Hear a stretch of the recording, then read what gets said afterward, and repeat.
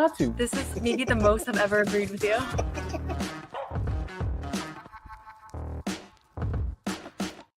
There we go. We're live now. Carter Rodriguez in the house for an awesome Saturday edition of the Garland Report. I guess depending on which side of this you're on. Celtics fans aren't happy coming out of last night. Actually surprised Carter, even given Porzingis' absence and Drew Holiday being out and those caveats. Pretty solid performance through the first 3 games for the Celtics against the Cavs, controlling a lot of those games. And I think most fans feeling pretty good about this matchup going into this. A lot of Celtics fans came out of this one. I don't know the right word to describe it. Not concerned, but angry about how the game went. And I understand it, right? You're up 25-3. The place is rocking. Tatum's going crazy. You have this chance to run away with this game and become prohibitive favorites in the East again. And the Cavs instead score this comeback victory. I mean, they got within a possession 5 minutes into the second quarter, and it's a game from that point on. Outscored the Celtics by about 30 for the rest of the game, give or take, and win the other way pretty decisively late in this one and tie the season series with this new look version of themselves. Get a good idea of how to go about beating the Celtics. I think they did a lot of good things in this one that we can get into. And as you know, Carter, we've done a million podcasts. I have so much respect for this Cavs team going back years now. So I've always looked at them as a viable, legitimate threat if things break the right way. But I still come out of this one feeling decently. Both teams at full strength about the Celtics' chances in this one. But there's no guarantee both these teams are at full strength come East Finals if it happens. Yeah, it's a weird one where I went on a different podcast last night and kind of said that I think Cavs fans probably leave that game feeling better about their ability to beat the Celtics, but I don't know if Boston's going to feel that different. They maybe there's a little bit more respect, maybe a little bit more fear, but like I don't think Boston fans would be or should be in any kind of crisis about like, can we beat this Cavs team? Because I think, Justin and I have said after they picked up DeAndre Hunter at the trade deadline, there wasn't anything they could really do to be made favorites against the Boston Celtics in a series. And I still think that's the case. Doesn't mean there wasn't interesting stuff that came out of this game. And after Porzingis was announced out, Drew Holiday was announced out, I do think going in, I thought the game had lost a little luster, but there ended up being quite a bit to learn.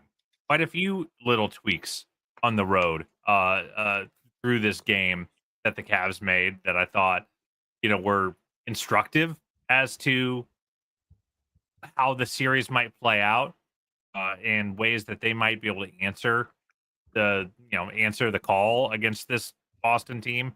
The Cavs had not been able to generate good offense against the Celtics this season. Porzingis or not, it just was kind of immaterial. They didn't score well on them. And you going through the first 5 minutes of the game, and I'm texting Justin being like, yeah, they're in their heads. they can't score, whatever. Because it's not like Boston is the best defense in the league. They're a very good defense, but the Cavs have been a buzzsaw against a lot of very good defenses. And I was just kind of going into this game hoping to see them show some signs of life. So when you have 3 points through 5 minutes, you go, ruh-roh, Raggy.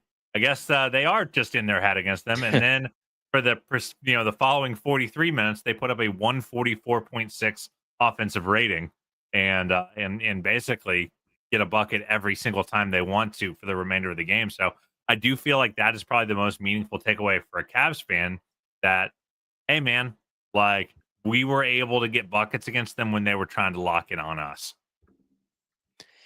Yeah, and I have so many ways I could go here. I guess the first thing, the most obvious thing here is that all those things you mentioned, all the layers and intricate things that the Cavs did here to compete and win, just show that Kenny Atkinson's a viable match for Joe Mazzulla on the other side. And as you watch game in, game out this year, there aren't many. I mean, the big takeaway for all the Knicks fans last Sunday is that Tom Thibodeau is not a good enough match for Joe Mazzulla and Atkinson and some of these top teams in the East, as they've rolled through their season. You see a lot of old school coaches, maybe coaches who aren't on the cutting edge like these two are, that Mazzulla and I'm sure Atkinson through this great season that they've had here have completely taken advantage of, whether it's the shooting margins or the way they use the offensive rebounding and all of that down the line. Big stuff that factored into the Celtics championship a year ago. You look at this game, and you mentioned not being able to score on the Celtics before. They finally did that. They also haven't been able to stop the Celtics threes, even attempts. I know they've been great against other teams. They've really struggled with that against Boston. And in this game, they finally did it. They figured out a way with lineups and other things to actually win that three-point attempt battle. They matched the offensive rebounds. They win the free throw battle. And the way they went about getting free throws in this game, I thought was really impressive, just attacking different Celtics. And then the turnovers. Nobody's been able to force turnovers on the Celtics this year for the most part. And it's not like the Celtics had 20 here, but I think they had like 11-ish, and you win that battle. That's another win. That's another layer. That's another advantage you can steal against them, because the 3-point stuff becomes so daunting, even for the Cavs. Yeah. That you have to find other ways. You have to find other advantages, because I think it's part of why the have Cavs that. I think it's part of why the Cavs have started games so tight is because they have not scored well in first quarters against Boston through this season series. And I think there is a degree of like, all right, guys, we got to play perfect on offense, because if not, the buzzsaw will get going and we'll fall behind. And it kind of becomes in my opinion, a bit of a self-fulfilling prophecy where they play tight, Boston plays loose, and Boston's gotten down to a 10-point lead in the first half of, I think, every single game of this series, even though the final score, the final series count ends up 2-2. So I do think I will push back a little bit on getting stops on this Boston team. Going into this game, they were holding the Celtics to 4 points worse than their season average offensive rating. Yeah, Boston was getting up threes, but I don't think they were. I think that Kenny's very switch-heavy scheme against Boston, even putting players like Darius Garland in the firing line by doing that scheme, has done a decent enough job of gumming up the Celtics machine. The risk you always court with that strategy is Jason Tatum and Jaylen Brown are super good at basketball and super good at scoring against guys like Darius Garland. And like, you are going to risk them going nuts and then having to put 2 on the ball anyway and getting shredded, which was the first 5 minutes of this game. So I don't know. I will push back a little bit, because I think the switching has worked for this against this Boston team. Tatum is now, I want to say, 10 for 26 with Darius Garland as his primary defender, because I think Darius is doing such an amazing job. I think he's barely surviving out there at best, but because it's baiting Tatum into the worst shots. And I think my stat of the game, in terms of showing how that strategy has borne fruit for them, is 61 combined field goal attempts for Tatum and Brown. You don't see that often. That's a lot of switch and ISO. And that's not a lot of 2 on the ball, swing, corner 3, trailer 3, whatever it may be. I feel like they are consistently baiting Boston into offense that does not really benefit them. I mean, if you don't count that first 5 minutes, which, other than the play, Mrs. Lincoln, how was the show? But if you don't count that first 5 minutes, Boston only mustered at 112.3 offensive rating. They were not scoring at a Boston Celtics level for 43 minutes of this game. To me, I don't care how it looks. I don't care how many times Jaylen Brown puts his shoulder into Darius's chest and almost kills the guy because he just is not able to compete physically. If the end score is Boston averaging 112 points per 100 possessions, the Cavs have to be okay with that. Yeah, and then it becomes a defensive game at that point. And the Celtics have been inconsistent enough defensively that you can catch them in a game or two there. And that's how I feel about this series. There's, between everything you account for here, and we'll get to all the wings and them being available, I think that was a great look for Cleveland in this game. Finally, they've had all those guys in their arsenal. And of course, can everyone just admit both teams have been missing guys? To some degree in these games, and both these teams are super good even when they're missing guys, so it doesn't invalidate the result. It's 2-2. It's 460 to 459, like I tweeted out earlier. Crazy. It's dead even. Both teams have missed guys. we get it. Maybe the Celtics guys have been a little better. I guess I'll give them that. But the Cavs' 2 wins have been rock solid, great stuff. And so much of it has been Mitchell, of course, because he's just going to do his thing, push them back into these games. Both are comebacks, double-digit comebacks where he's just going crazy. And that's a major component here. And I think that at the very least, if we're stacking up all these Cavs things that you have to consider for the Celtics, no lead safe because Mitchell's going to have that charge, that push. Hopefully for the Cavs' sake, he's healthy this time around because that Can was I a big ask factor you? last year. I've been interested because Donovan's had some really rough games against elite perimeter defenders so far this season. Like Lou Dort has kind of famously put him in the torture chamber. Even in the game the Cavs won, Donovan had a really, really rough game. The Celtics team should be very good at guarding Donovan Mitchell. Like they have great perimeter guard defenders in Derek White and Drew Holiday. They've got great switchable, big, strong, athletic wings. They've got mobile, long defensive bigs that can protect the rim and switch. Why can't they guard Donovan? Because from my seat, I just can tell that the results are really, really good. But I feel like I see other teams make him work harder than Boston's had to make him work. I think he gets ahead of steam at his best against them. And you mentioned some of the issues the Celtics had offensively and the shots they were being drawn into. So they had turnovers in this game. They had bad shots they took in this game that I think got him going out in transition. And when they let teams run and get out on the run, they haven't been great at defending that this year. So I think that's part of it. But they're also a team that likes to play back and take away the rim too. So he can go around his screens. He can find space. If he's able to beat one guy around a screen, it's probably not going to be another guy coming up to stop him there in the 3-point line. So a lot of it's that he's able to step in no shots and he's hit them.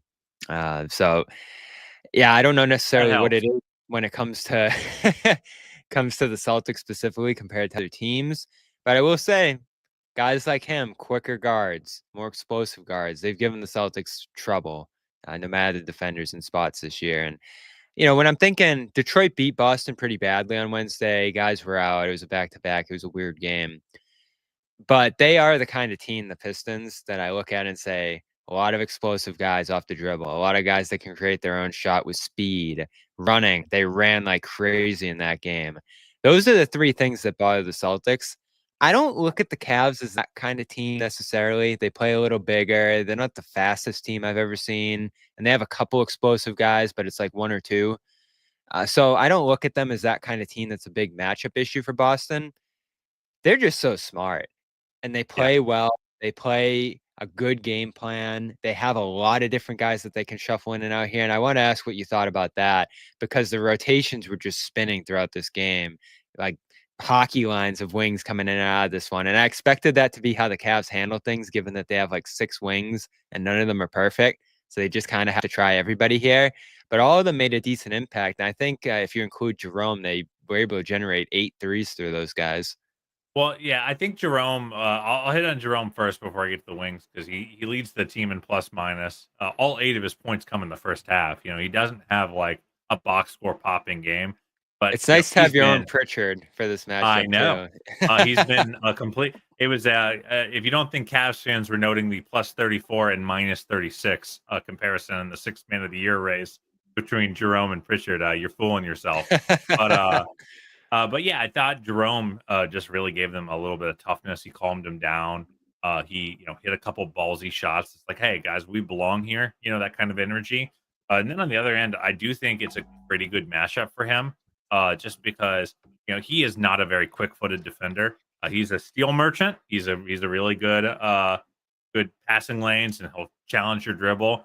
But like when it comes to sliding his feet against like the Ja Morants of the world, pretty tough for him. He's just not that lateral of an athlete, but I do think this Boston team kind of presents a good matchup for him because Tatum and Brown would much rather go through you than around you. I feel like they're just so big and strong and physical. And if Jerome has one thing as a point guard, it's positional size. He's 6'5", he's got decently long arms, and he can be annoying, so he can hang in some of those matchups. And the Cavs don't have to play so small. And then on the other end of the floor, he can kind of plays at his own pace and doesn't get sped up. So the wing stuff, I thought what you really saw there was the ability to go small and not lose a ton of length. I mean, and this is where I think we lost the most intel and KP not being out there for you guys, in the sense that that's where Boston killed the Cavs in the last two meetings. Is Porzingis on the nail? He gets a switch, gets one of the guards on his hip, and then He was they've great in already that last game yeah, before this one. and they've already cleared Mobley or Allen, whoever the one big is out there, onto one of the guards because the Cavs are switching everything, and then it's George Niang protecting the rim. What's a lot different when your power forward is Dean Wade and your small forward is DeAndre Hunter. You're basically as big as you are in the double big lineup. It's just a little bit more democratized. And I think we got to see those lineups, and I thought they were really successful. There's a reason the Cavs bench pretty much won them this game alongside Donovan Mitchell. But I do think we saw a little bit of that optionality. And it also just allowed them, like, Jarrett, you're having an awful game. You're just going to have you go sit down. And that's something I don't think that they were smart to do in past matchups with Boston. Even when Jarrett was having a bad game, I still felt like he was no doubt your best option next to Evan, just so you could put up some semblance of a wall against this Celtics offense to keep Tatum and Brown from burying their way to the rim when they got a Darius or a Donovan on them. Now it's just a little bit easier to say, hey, Jared, it's not your night, brother. We're going to play DeAndre or Dean at the 4, and we're just going to be able to be big enough but play a different sort of way. Yeah, and they have the option now. They've gotten healthier. They've made those additions. For Hunter specifically, I love the move, and as I think about it too, him coming in and replacing LeVert, who had some good moments for this team over the years, was among my Celtics killers when I made the list a couple of years ago. He's had some massive games against them, but a little banged up this year, missed some time, didn't quite fit into a team dynamic necessarily, more of an individual scorer in a way, at least how I look at him. Hunter, to me, not that he's a big playmaker or anything like that, but I think just fits into a role, a bench They position. just didn't have it. They didn't have this piece. archetype, you know? Yeah. At the end of the day, they didn't have this archetype of a big 3-4 that was more scorer than role guy, you know? Dean could do that. Yeah, every year for the last 3 years, the Cavs fans have kind of looked around the room and been like, we really need Dean Wade, don't we? Like, we shouldn't need a guy this. We shouldn't. He missed need the that first guy 3 games, this right? much. Yeah, he did. Of this matchup. And that's just consistently been the story where the Cavs record with Dean in the lineup has been really, really great. And I'm a big Dean fan, but if you're a little bit of a skeptic, you probably go, that's more that they just don't have anyone else that does that job. And now they do. And a guy with a much higher offensive ceiling than Dean. So the other thing that really factors in is you trade Karras and you trade George for DeAndre Hunter. But really what you do is you're trading Karras and George Niang for DeAndre Hunter and guaranteed rotational minutes for Ty Jerome. Because Ty was a guy who on some nights would play 7 minutes. Because Karras is a lead ball handler, a good scorer with better size and things like that. So it was hard for those two to find minutes together in a rotation unless you were just going to play really, really small and sacrifice a lot of physicality. So Hunter's playing 3 more minutes than George Niang was playing right now per game. Now those numbers are a little skewed by the fact that they've kicked the snot out of everyone since Hunter's been traded for, so he hasn't had to play a lot of crunch time minutes. But really, all they did functionally was all of Karras' minutes go to Ty Jerome, all of George's minutes go to DeAndre Hunter, and that's just a better team. That's just a higher ceiling, higher floor team. Yeah, I was surprised they were able to get Hunter for the price they did there. It was a great You move. and me both, brother. Probably the move of the deadline. And he's not a stopper by any means individually, but what you see from Cleveland in this game is they're going to run a team concept. They're going to zone it up. I find that interesting too. It drew the Celtics into some weirder lineups than they typically would go to, down a couple guys, because I think they're so obsessed with trying to beat that zone. And that ended up knocking them off their rhythm a little bit early, I think, when you're putting Torrey Craig out there and Drew Peterson out of nowhere, and you're just trying to figure out what your lineups are at that point. Both teams had a pretty long feeling out process in this game. And, once they both figured out what they were going to do, and it took the Cavs less time to do that than the Celtics. That set the tone for the rest of the game here. I do want to talk Celtics a little bit here, of course, but after we mentioned Prize Picks. Great time of year, end of this NBA season into March now, and some good stuff coming with March Madness too. It's another really fun time to be on Prize Picks, and I'll tell you about that later this month. But as you know, best place to get real money sports action with over 10 million members and billions in awarded winnings. They've made daily fantasy sports accessible to all, and that's what it is, daily fantasy. Pick more or less on at least 2 players, that's your team, in their stat projections to shoot for a shot to win up to 1,000 times your cash. Run your game all season long on Prize Picks. Play against your friends with 10 million users over there. They got the flex play, which is a great feature. You can still cash out even if your lineup isn't perfect. You can double your money even if one of your picks doesn't hit. And they put their members first. So all withdrawals are fast, safe, and secure. I think Curry's going to get more than 5 threes. It's a good one for that Magic game. Giannis, 35 points. Cook up hot takes with your friends and win real money this basketball season. When you and your crew run your game on Prize Picks and get $50 instantly when you play your first $5 lineup with the code CLNS. That's $50 instantly when you play your first $5 lineup with the code CLNS. Prize Picks, run your game. So, Celtics here. It's not concern, but what we've learned this season is that they're vulnerable is not the right word, but there's competition out there. There's real threats to their ability to repeat, and there's multiple. You got to respect Cleveland. You got to respect Oklahoma City. Denver's in town tomorrow. We'll see how they look in that matchup first time with Jokic.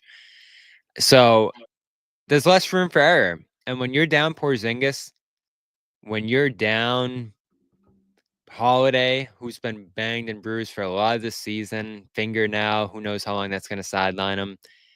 And then you're not getting depth contributions. And they've gotten it from Pritchard this year. They've gotten it from Hauser in spots, and he's dealing with the back injury there. He wasn't great in this game.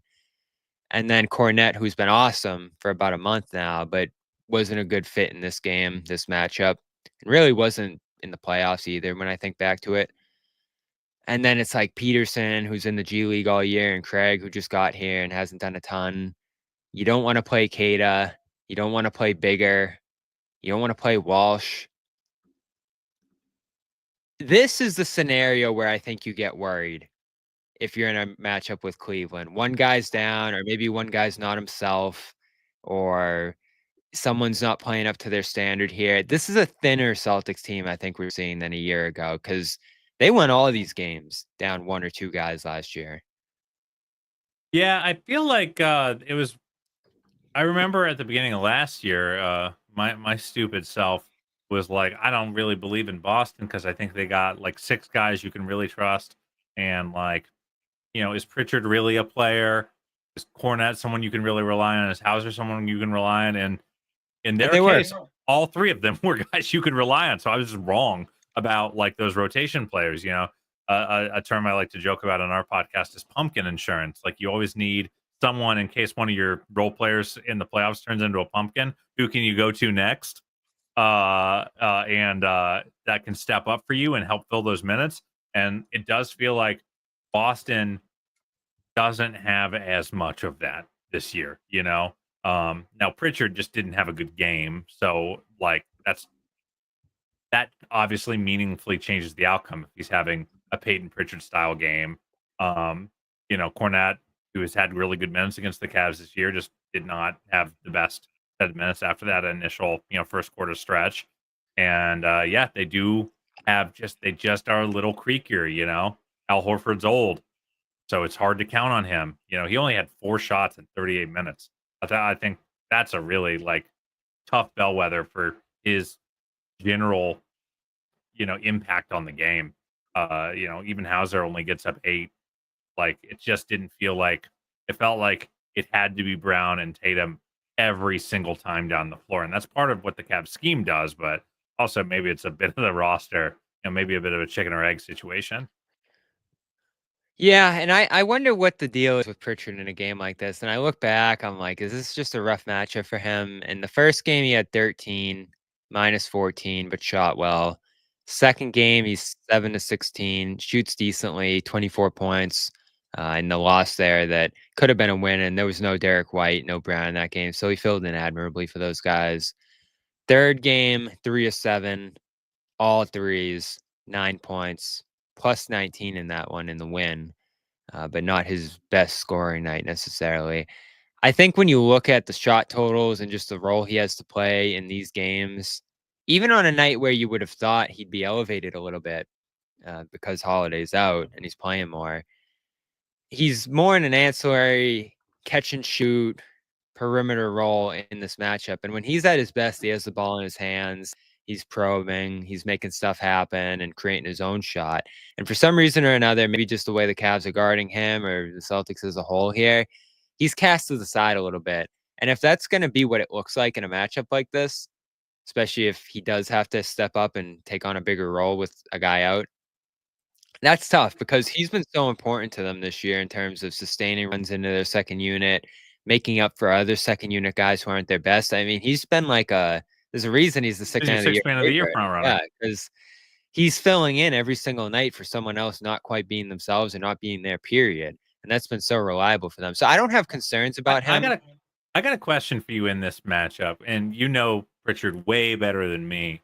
But when I watch the Celtics play other teams, I feel like every time I notice Pritchard, it's he ripped someone or leaked out in transition, and he's the guy who's hitting the backbreaker trailer transition threes after the rest of the defense gets scrambled. Like, obviously he's a really good lead guy too for them over the course of the season, but I feel like the backbreaker stuff comes in the steal pull up 27-foot three that just takes a 12-point lead to 15 and things like that. Does the fact that the Cavs don't turn the ball over, at least historically, they only had 7 turnovers in this game, how much does that just like limit him? Because the Cavs in their shell are just going to switch everything, and they don't really play any guys that can't guard Peyton Pritchard.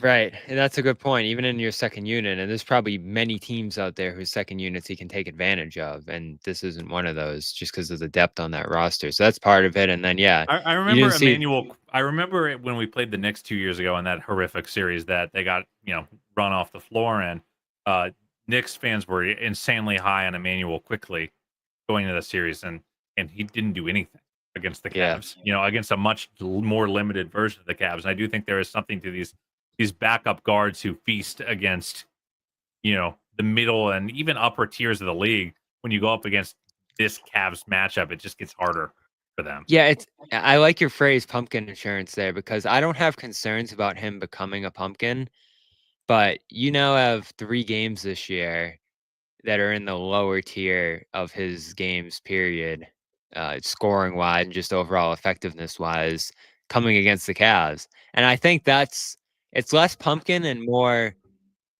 there are bad matchups for him out there, and this looks like one of them. Not a horrible one, not that he can't do anything or can't play, but that was rough last night. Yeah, and but if you need him on a night like last night where you need him to probably take 12, 13 shots and be a high volume player because, otherwise, the other outcome is 61 shots for your best 2 players, which even on the nights they were efficient, that's just a ton of usage for those guys to have to soak up. That's not like a super scalable strategy over a 7-game series.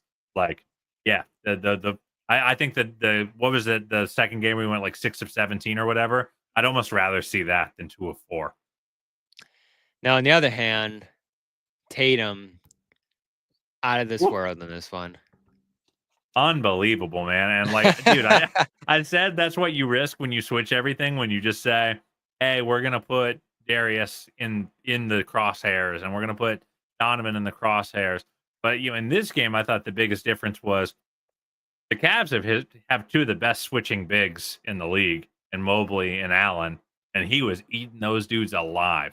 He turned the corner. He put an absolute nasty move on Allen at one point to just, waltz to the rim, and Horford, of course, had Evan Mobley walled off and was sealing him at the rim, so Tatum just got an easy layup for his trouble. I thought the complete package was really showing. I thought his rebounding was unbelievable. I think this was Tatum at his best because it was him being a big, strong, physical dude. You know, as much as the Kobe disciple stuff gets him a lot of love, I think he's the scariest when he's just like, I'm getting all the way to the basket. I'm going I to love when he plays power forward. Yeah, and he played power forward last night, and it was really, really hard for the Cavs to stop. 3 blocks too. So Yeah, he has a protected the rim motor really well. defensively. Yeah, when he's really trying and it's a playoff intensity, and you could tell both teams took this game scheme-wise, intensity-wise, minutes-wise in Boston's case. You had some playoff level minutes from Boston in this one. They took this one seriously, and the crowd did too. There haven't been a lot of crowds that met the moment this year in Boston because coming off a championship, it's hard to have a game that feels like that kind of moment. But, you know, you're 6.5 games back of this Cavs team, and they're trying to come in and take that top spot. There is some sense of urgency there in the crowd, and you could feel that in this one too. And again, that start out of this world. Middle portion goes to Cleveland. The 4th foul on Jalen, he blamed it for the game and his finish and all that. Didn't like the calls. Felt like Cavs were flopping. But it was a real moment there. And regardless of what you feel about the calls, taking him out of the game for the final 7 minutes of the third there on Boston's end, just as a coaching decision there, took the air out of themselves a little bit, especially when you knew you didn't have the depth in this game. Yeah, and you didn't have the shot creation. I think that's like the most dangerous thing for them is, you know, they scored 42 points in the second half. And what, 16 3-point attempts? I want to say it wasn't much. That's for dang sure. The Cavs definitely got them out of their game going into that second half, and yeah, it was. I did think that was a major change in the game. I thought Jalen, in a lot of ways, outplayed Jason. You know, Jason had the insane first half, but I thought Jalen was hitting the guy who tough scared shots. me. Jalen, I think, I don't know. Again, you know this team way better than I do. Jalen has the unbelievable ability to use his physicality to get that one step closer to the rim. So even when he's rising for a mid-ranger, plays against Garland, I felt bad for Garland, man. He's nasty. What are we talking about? 60-pound difference there? Yeah, I just feel like he plays really nasty. And, you know, the mid-range shot is a shot everyone wants to get. And he is rising for jumpers in the mid-range. But what he does so well, in my opinion, is he uses his physicality to take those shots from floater range. Yep. And when you're shooting, you know, a 10-foot jumper, basically uncontested because he rises up so fast. I think it's his superpower. I think his number one offensive superpower is his ability to make contact, clear room, and then rise up for a jumper. And I mean, he's got to have the highest percentage of jumpers in the NBA where the opposing defender doesn't jump because he got up so fast.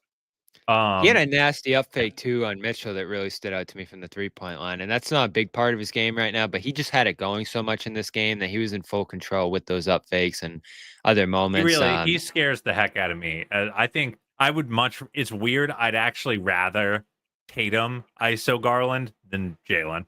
Right. And I don't know if Boston fans listening to this will, like, you know, roll their eyes at that, but like, because Tatum's obviously a better player, but Tatum I just think is easier to trick into stupid stuff at the end of the day.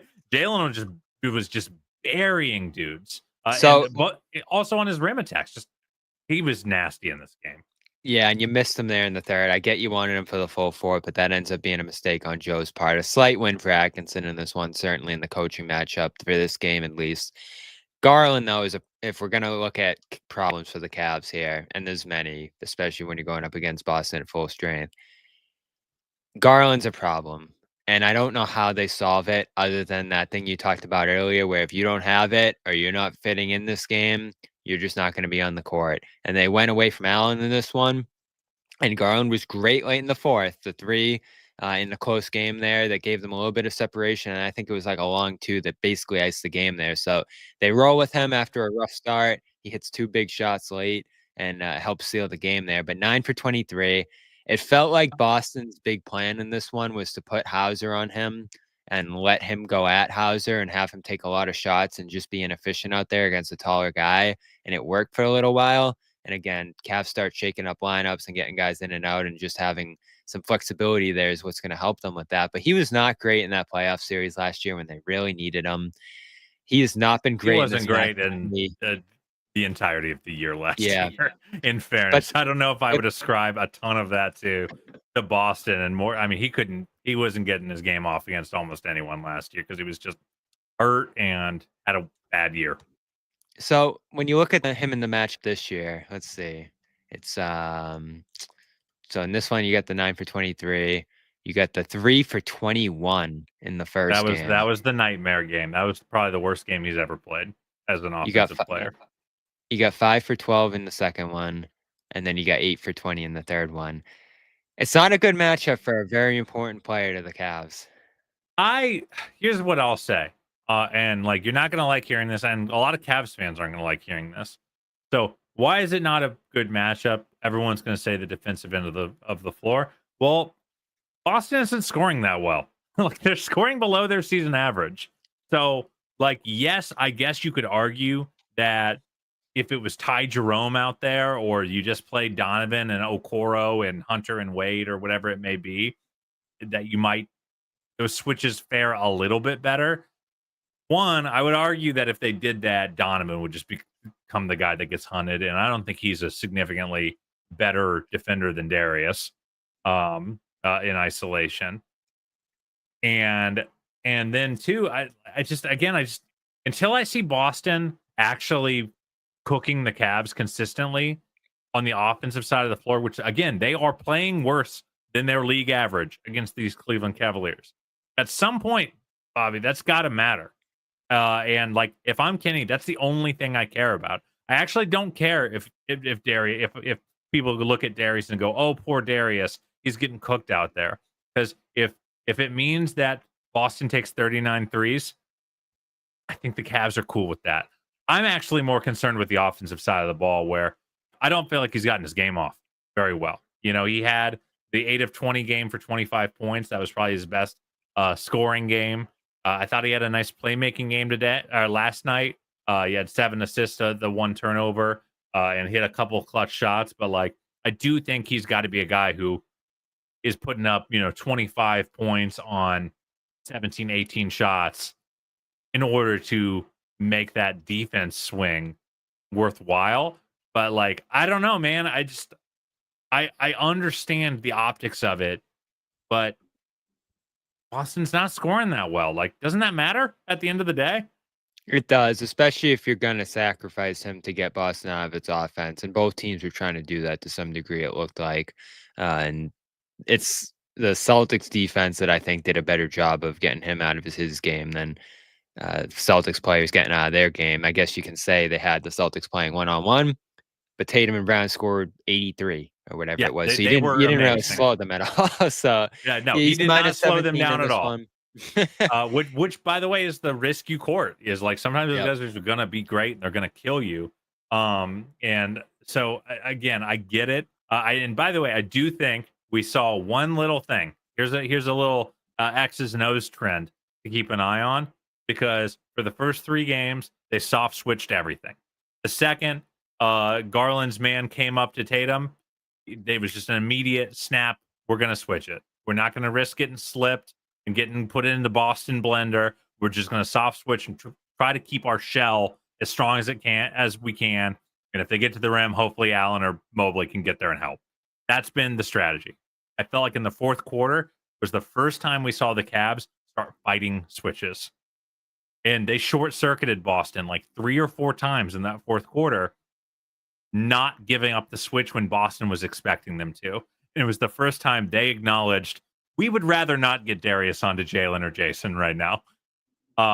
It wasn't like a hard hedge and recover, but it was more, DeAndre Hunter fighting hard through a Derek White screen or a Sam Hauser screen. And I thought that was one of the most interesting changes that I've seen. It's really the first time I've seen the Cavs actually amend their defensive strategy against the Boston Celtics. Yeah, and they have a lot of flexibility to do it now, which is nice if you're them. The depth is nice if you're dealing with injuries or something like that too. So yeah, impressive stuff from the Cavs here. I'll also throw in Mobley, who, as we've talked about for probably 2 to 3 years now, I've stressed that they're not gonna get where they need to go without him becoming this higher level offensive player. And I love that Atkinson's unlocked him at points this year, that he's taken the next step in that offensive growth. And you saw it at the start of the fourth there, which I thought was the most important stretch. Tatum's off the floor. He's out there commanding a ton of offensive responsibility inside and out. He's grabbing rebounds and running out and taking shots quickly in transition. He just had that monster 4-minute stretch that I felt like decided this game, along with 4 offensive rebounds in the fourth quarter as well. He actually doesn't end up playing for a lot of crunch time in this one because they're going smaller there. But at the beginning I of the think fourth, Kenny was just trying to get him a blow, and Kenny is yeah, Kenny is from the Steve Kerr school, Bobby. You ain't playing 35 minutes right. unless I absolutely have to. No, and it worked. So I loved what I saw from Mobley in this one. And, after the game, I'm in the locker room there and, just like asking about his belief in himself and all of that. Cause I feel like that's the biggest thing for him is to finally believe he can be that world breaking offensive player. Cause we know what he's capable of on defense. On offense, it just doesn't feel natural for him to take over all the time, especially with the guys who are around him. But they need him to be a threat. That's what it is. And he became a threat in that fourth quarter. And I love Mitchell in the locker room just hyping him up, saying this guy's gonna be one of the best players in the world. When Evan was talking, he went over to him and was like, top 5 player right here. And I feel like he needs that, and he needs these moments. To me, Carter, the only way the Cavs are gonna beat the Celtics in the playoffs this year is if Mobley has a monster series. He has to be good. He has to be. He has. Boston has gotten into his head a lot over the. He has the fewest points per game in his career against the Celtics. The only team he has less than is Phoenix. What is Mobley? What short circuits Mobley right now? It's long, strong wings who he can't bully, that can challenge his still developing dribble. It's gotten so much better, but he's still working on it.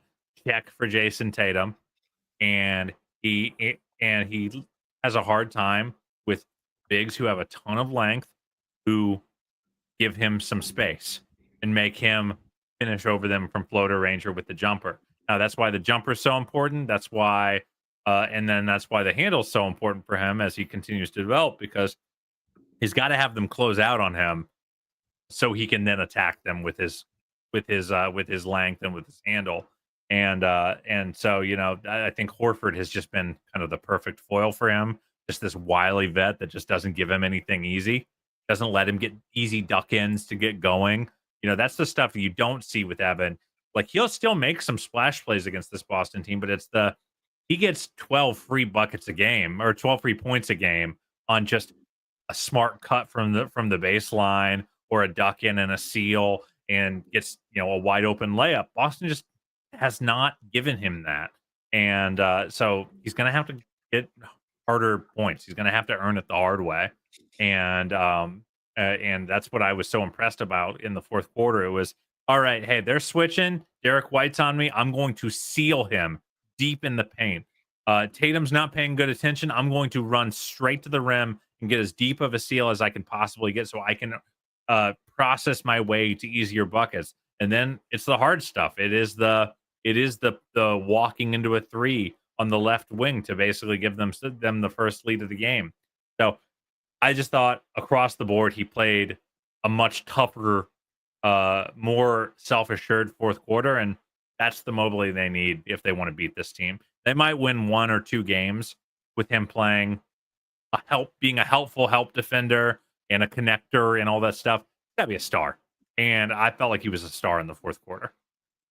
Yeah, and they still look back on that series last year as uncompetitive as it was for the most part because of the injuries. His emergence in that series was a big deal, and it flowed into this year. And I've been really impressed overall from what I've seen this year. It's just a consistency factor with him. He averaged, let's see, 21, 9, and 3 in that series last year against Boston. I know they after were like, oh, we like the Cavs shooting 2, so that was fine. But he was great. He took everything they gave him, and that's his job. So love where he's at. got to see it in the playoffs. Now, will these teams see each other in the playoffs? It feels inevitable. You look at the path now, Cavs all but secured one with this win with 20-something games to go, 7.5 games on Boston. So they're pretty locked in. You're talking about Orlando, Atlanta, Chicago, maybe a Brooklyn run here, but that doesn't look likely. So subpar teams there. You think you're going to get through that. Celtics, same deal. One of those teams. Miami, maybe. It feels like Detroit's less likely at this point.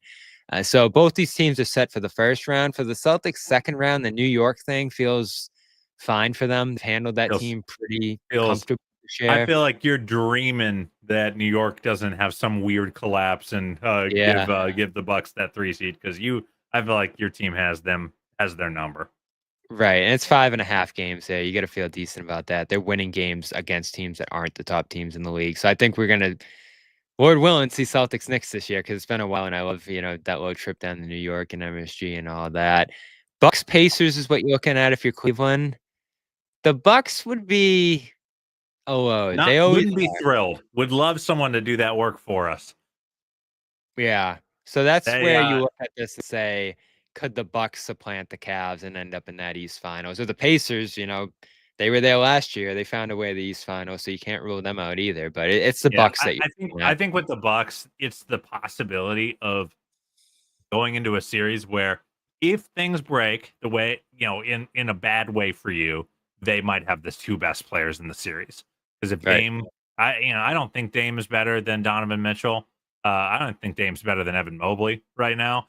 But like, it could be for 6-7 games. Like, it's not beyond comprehension that could happen. And if that happens, then Cavs would be in for a dogfight. And like, part of me, it would be geeked to see that because I want to see the Cavs be tested and have to, I would love a proper tune-up before you go play this Boston Goliath.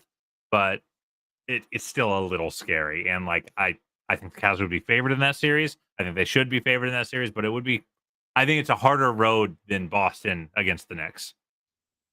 Yeah, definitely. And so if it does happen here, the way I look at it, full health, given what the Celtics look like when they're rolling with everybody rolling this year, that they could probably win this thing in 6, even against a fully loaded Cavs team.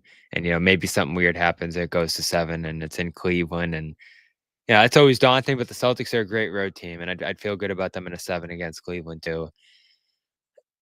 An injury or two, though, the other way, and I do think the Cavs are more than equipped to be able to take advantage of that here. So that's where I'm still leaning through 4 games. I feel like for the bulk of this matchup so far, you've seen the Celtics dominate when they're more full for stretches. And then even when they're less full, that second game you almost win. Mitchell goes crazy and he steals it at the end. This game you're in position to win and win decisively early on. So like the longer stretches of this matchup, I feel like the Celtics own. Can the Cavs steal enough stretches and steal a game 2 or 3? They're probably gonna have to steal like 3 games with the Celtics at full strength here to be able to win this thing. So I don't worry about the Cavs. I just respect them right now. I think, I think it kind of just depends on, do you think the first quarters are the most indicative of these 2 teams? Because the Celtics have handily controlled, and that's why I think the perception that, maybe it's a reality, I don't know.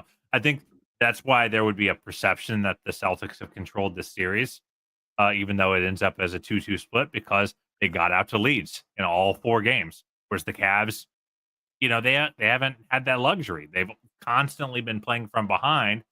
They've gotten close in all 4. Like, all 4 games are competitive down to the wire. I mean, you mentioned that final point differential. You don't get that close without having 4 close games down the stretch in the fourth quarter, but the Cavs generally have been operating from behind.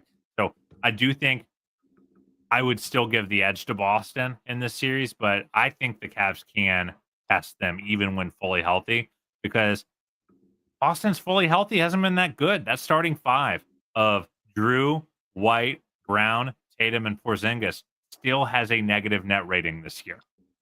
They are, and that's like 300, 400 minutes in. They are still getting outscored with those 5 on the floor. And I think that their best is a little worse than it was last year. And I think their floor is a little lower than last year. And I think the Cavs' floor is much higher, presuming health. I don't think last season's matchup is indicative of much, but I do know that the Cavs ran Boston off the floor in one of those 5 games. And it wasn't like a Miami, that first round against Miami, where the Heat just shot an ungodly percentage from 3. The Cavs just straight up outplayed them. So I do think there are certain things, including the Donovan Mitchell factor, where they have had the best player through these 4 games. Donovan has outplayed Tatum. He has been the best guy on the floor through 4 games. And I do think that's got to matter. And it's just going to come down to can the kids show up? Can Darius hang on the defensive end and still put together a good offensive game? And can Mobley play like he's played against the other, 28 teams? Or is he going to revert to, kind of the shell Mobley that we've seen at his worst in the season series? But I'm going to pick this to go 7 no matter what. I guess I'll still pick the Celtics, but I do think the home court thing really matters for Cleveland because they're going to have to win. I think Boston's absolutely going to steal one in Cleveland almost no matter what, which means that the Cavs, I'd rather the Cavs only have to steal 1 in the Garden as opposed to 2. Yeah, both teams great on the road too. Cavs 22-6, Celtics 24-7. So that shouldn't be a problem for either of those in that spot. And I think that's why nobody's worried too much about the home court thing in either direction here. You just worry about what the Cavs have done. And to me, I know there have been some flukes in the regular season and stuff over the years, but I do like to believe that what you show over the course of a year matters. And the Cavs have continued to show that they're an elite team and that they have the profile of a team that could go to the finals. So I'm not going to sit there shocked in June if they're the ones playing in the finals, but I'm not expecting it right now, just based on what I've seen from the Celtics at their best. But champs get credit. You get the championship bonus, and right, that's you why get the I think benefit of the everyone's doubt. going to be picking Boston. Yeah, there's just been a lot of bumps and injuries and this and that throughout the year that make you say, if that stuff happens in a big spot, you're a little more vulnerable there. But at full strength, and the Porzingis thing's big in this matchup. He was so great in that last game there, especially. That could swing things in a massive way. And then Drew's defensive flexibility there was sorely missed as well. So those were 2 key guys missing there. But the Cavs still impressive win coming down 22 to win this one late. Best part of the series, if it does happen too, like it's not all about who's better and this and that. There's just so much flexibility and coaching wrinkles and stuff here that a lot of it's just going to be how these 2 teams use these rosters rather than who's playing the best or who's better than who in this. And, it was just a really interesting game to talk about too, Carter. So I was really excited to get on here and talk about it and break it down. It was the best game by miles covering the Celtics this year to watch this year. The energy was in there, was just insane. So you just hope it ends up happening. That's all you're hoping for at this point. Yeah, I would feel a little sad if I didn't get I'll be happy if the Celtics somehow lose before the Cavs play them. But I'll also have a little bit of melancholy because I do think this is the toughest matchup for the Cavs in the league, tougher than the Thunder. And I want to see how they rise to the challenge or fall to the challenge. It's all good data at the end of the day. Yep, and if it happens, it'll be in late May at this point. So Celtics Cavs tie the season series 2-2, almost even on the scoreboard as well. Pretty crazy there. And he's Carter Rodriguez. He'll have the rest of the Cavs season covered along with our good friend Justin Rowan over on the Chase Down podcast. So check them out. We have Celtics Nuggets over here tomorrow, 1:00 Eastern. So a nice early start. Less than 24 hours from now in Boston. Another elite opponent to come in. Jokic missed that first game earlier this season between those 2 teams. So they'll get a look at him. Jamal Murray playing out of this world right now in February. And now we have March starting up. And it's a stretch run, 20 games each, give or take, for these teams here to go until we're in the playoffs. And you can already see the standings and matchups and all that starting to take shape. So thanks, Carter.